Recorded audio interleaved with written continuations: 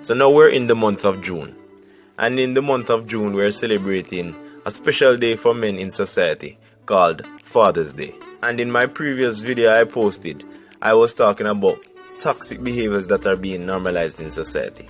But in this video, I will be making a spin-off to that, not too straying far from the topic, which is toxic relationships in society and signs that you can see when you're in a toxic relationship.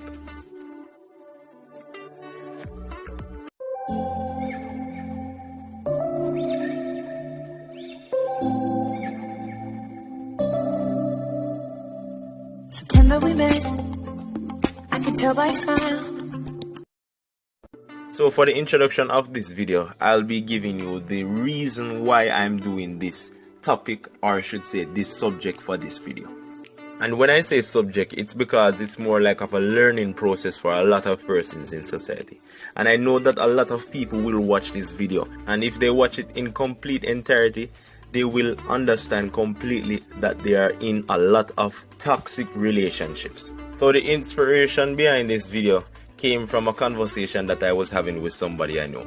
So while having this conversation, this person that I won't mention his or her name because of privacy reasons, obviously, was expressing themselves to me that they don't have a close connection with their father because of such and such reasons, and they are always in continuous argument. So it really hit me, and I was wondering, why is that? And then the person went on to explain why he or she thought that the reason behind them not getting onto terms is because of certain traits that the person have and don't want to adjust them. So this is a perfect example of a toxic relationship.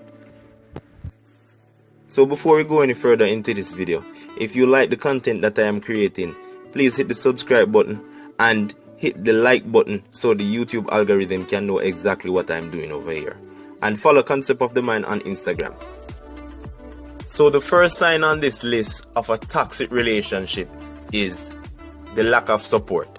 I know based on experience that most interactions that I come across in life, and most friends that I make, and most people I come across, are based on relationships where I find mutual desires or mutual accompaniments. So it's basically that simple. I wouldn't be friends or associate myself with someone who I have nothing in common with. That would be a senseless type of relationship, a feelless type of relationship. So the best feeling you can have in a relationship is to know that you and the person has the same goals or similar goals, want to achieve the same things or similar things, find pleasure in the same thing or similar things. Because if you don't find yourself in a relationship like this, it obviously means that that is a toxic relationship. And when it should be a hand-in-hand carry through, it's becoming a competition. The person never has anything good to say about what you're doing.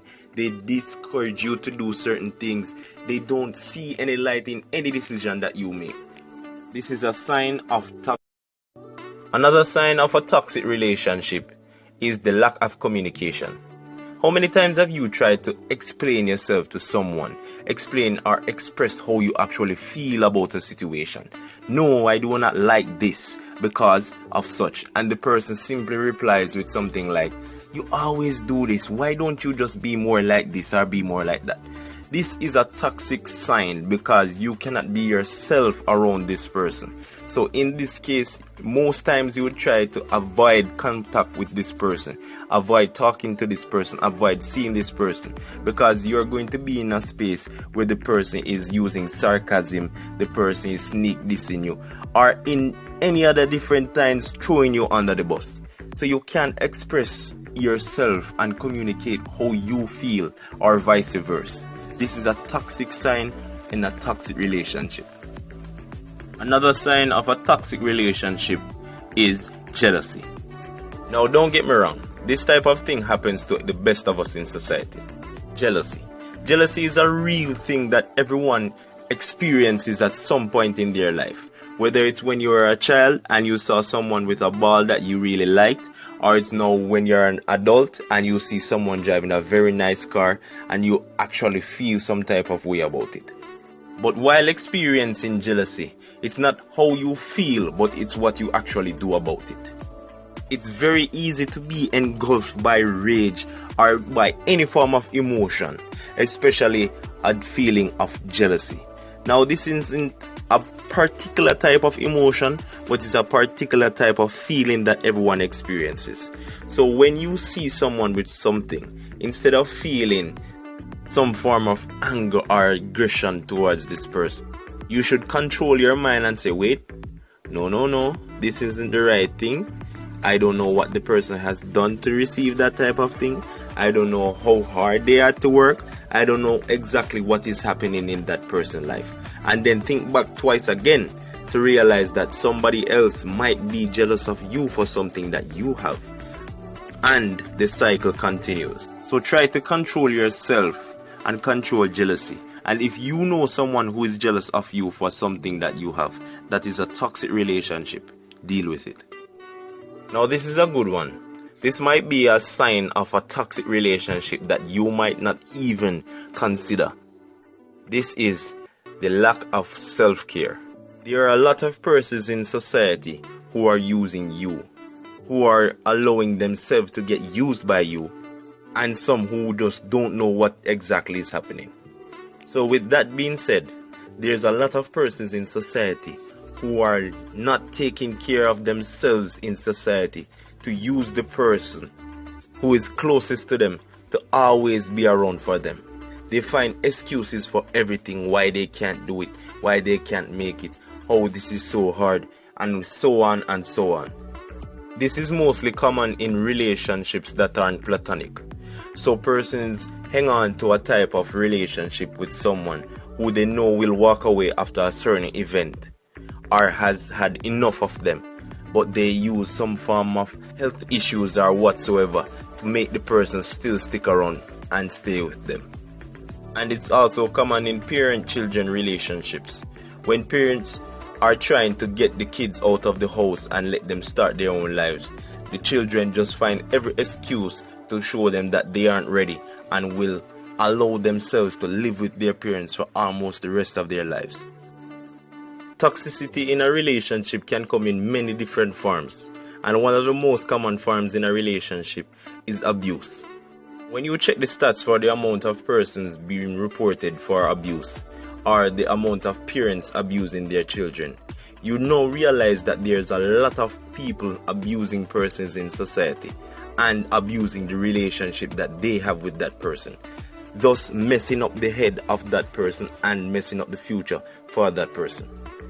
There's actually no excuse for abusiveness, and abusiveness can come in many different shapes and sizes. It can be verbal abuse, it can be physical abuse, it can be sexual abuse, and the list will go on. So this is a sign of toxicity in a relationship. If you are old enough and capable enough to get yourself out of this sort of situation, please take your time and do so, because at the end of the day, you are risking your sanity, you are risking your mental health, you are risking your well-being and your future to stay in that form of relationship if there is no change. Another sign of a toxic relationship is the fact that the person is blaming you for everything that happens. Everything that goes wrong in that form of relationship, you are the cause of it. This is common in parents and children form of relationships, where the parents might have a relationship with the child's parent and it just didn't work out. So they are blaming the child for everything that went wrong in that relationship. They let it seem as if you are the sole reason of everything that goes wrong in their life. They'll let it seem that them carrying you onto this earth was your choice and you sabotaged them. Another common place where this takes place is in your partner just finds everything wrong about themselves, but instead of finding a way to fix that within themselves, they blame you for everything that goes wrong. They belittle you. They'll make you feel small. They'll do everything to just let it seem that you are the problem in the relationship. And this is not a good sign in a relationship. This has driven a lot of persons to do some things to themselves that they shouldn't have done. So if you're in a relationship like this, adjust or leave. Another sign of a toxic relationship is that this person doesn't want you to be around your family and your friends. Now, believe this or not, a lot of persons will cut off family members, cut off their closest friends that they have known for years just for a modern relationship that they are having, just for the latest fling or the latest encounter they are having in their lives.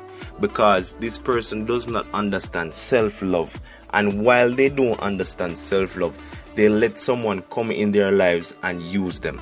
And this person will use them and don't like your family or their friends, because the family and friends are looking out for the person's best interest and telling the person what to do and how to live their lives in the best way and see great potential in this person.